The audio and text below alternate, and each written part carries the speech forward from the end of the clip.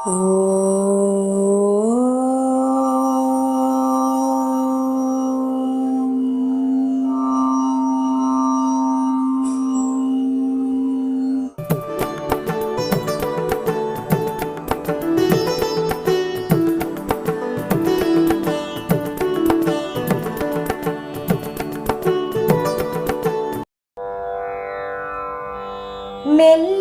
நுண்ணிடை மின்னணையாளை விரிசடையோன் புல்லிய மென்முலை பொன்னணையாளை புகழ்ந்து மறை சொல்லிய வண்ணம் தொழும் அடியாரை தொழும் அவர்க்கு பல்லியம்மார்த்தெழ வெண்பகடூரும் பதம் தருமே.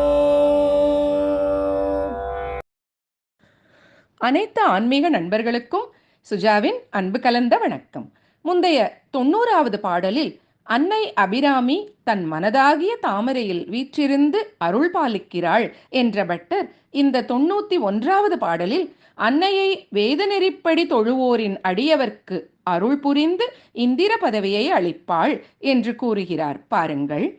மெல்லிய நுண் இடை மின்னணையாளை விரிசடையோன் புல்லிய மென்முலை பொன்னணையாளை புகழ்ந்து மறை சொல்லிய வண்ணம் தொழும் அடியாரை தொழும் அவர்க்கு பல்லியம் ஆர்த்து எழ வெண்பகடூரும் பதம் தருமே. முதலில் அம்பிகையின் திருவுருவத்தை எப்போதும் போல தியானம் செய்கிறார் பட்டர்.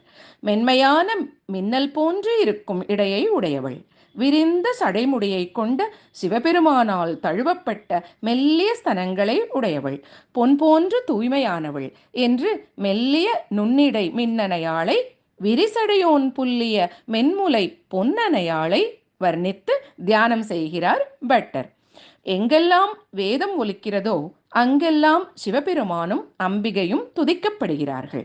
வேதங்களால் துதிக்கப்பட்டு சிவந்த பாதார விந்தங்களை உடையவள் அம்பிகை. அப்படிப்பட்ட வேதங்கள் அம்பிகையை எப்படி பூஜிக்க வேண்டும், துதிக்க வேண்டும் என்றும் கூறுகின்றன.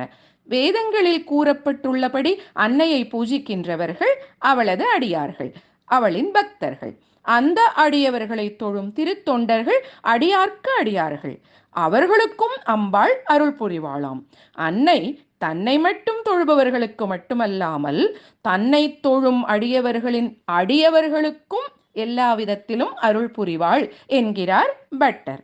எப்படி அருள் புரிவாள் என்பதையும் கூறுகிறார் பட்டர். அடியாரை தொழும் அவர்க்கு பல்லியம் ஆர்த்தழ வெண்பகடூரும் பதம் தருமே என்கிறார்.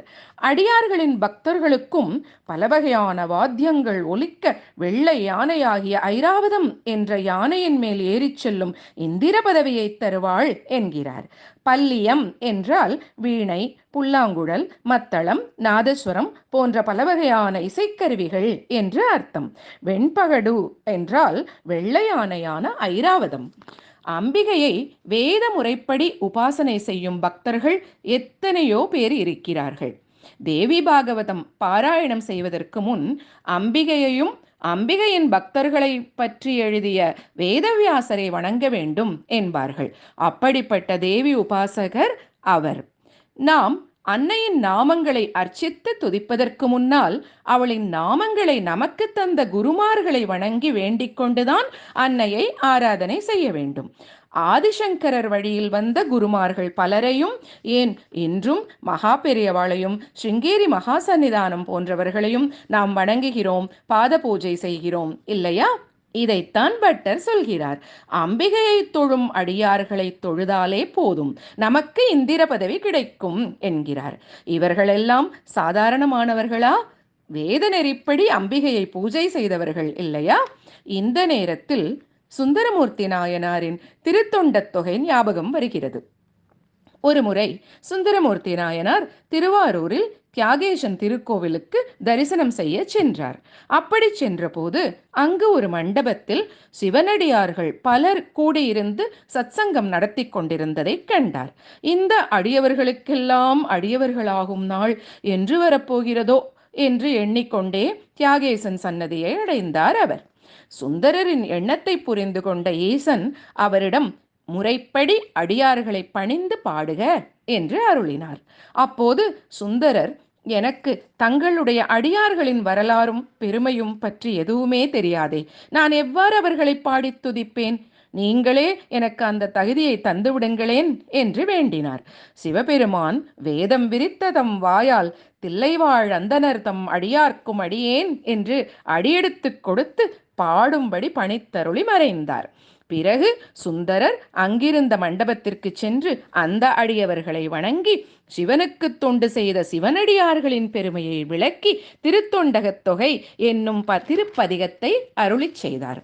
3000 தில்லைவாழ் அந்தணர்களுக்கும் 62 நாயன்மார்கள் பெயர் சொல்லி அவர்களுக்கும் அடியேன் என்று பாடிவிட்டு இறுதியில் பத்தராய் பணிவார்கள் எல்லார்க்கும் அடியேன், பரமனையே பாடுவார் அடியார்க்கும் அடியேன், சித்தத்தை சிவன் பாலே வைத்தார்க்கும் அடியேன், திரு ஆரூர் பிறந்தார்கள் எல்லார்க்கும் அடியேன், முப்போதும் திருமேனி தீண்டுவார்க்கு அடியேன், முழுநீரு பூசி முனிவர்க்கும் அடியேன், அப்பாலும் அடிச்சார்ந்த அடியார்க்கும் அடியேன், ஆரூரன் ஆரூரில் அம்மானுக்கு ஆளே என்று நேற்றும் இன்றும் பக்தி செய்பவர்கள் மட்டுமல்லாமல் நாளை சிவனை பக்தி செய்பவருக்கும் நான் அடிமை என்று பாடி துதித்தார்.